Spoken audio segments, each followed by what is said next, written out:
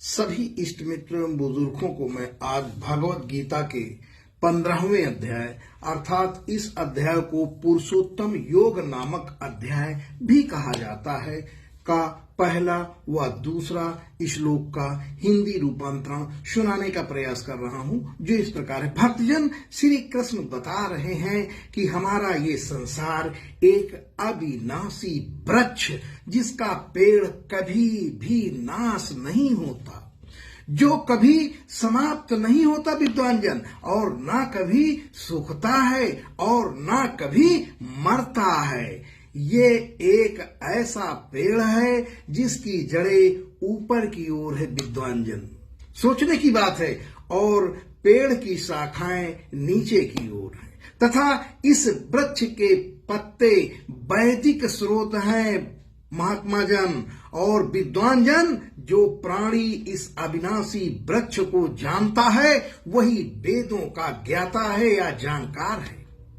जड़ें ऊपर की ओर है, इसका अर्थ यह है कि मूल ऊपर है, अर्थात परमात्मा ऊपर है, और शाखाएं नीचे की ओर का तात्पर्य मेरे बंधुओं होता है कि प्रकृति नीचे है, ऊपर परमात्मा और नीचे प्रकृति। जिस प्राणी ने विद्वान जन इस बात को जाना है भक्तजन, वो सारी विद्या प्राप्त कर चुका होता है या हो गई होती है, अर्थात वेदों का ज्ञान हासिल कर चुका है।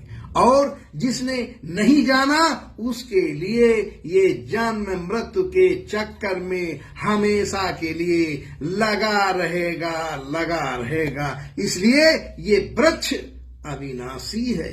भक्तजन, इस संसार रूपी पेड़ की जो शाखाएं हैं, इन्हें विद्वान जन अलग अलग योनियां मानिए, अर्थात हम सब प्राणी जो अलग अलग योनियों में बटे हुए हैं। ये शाखाएं नीचे और ऊपर सभी ओर फैली हुई हैं। इस वृक्ष की शाखाएं प्रकृति के तीनों गुणों के द्वारा विकसित होती हैं विद्वान जन।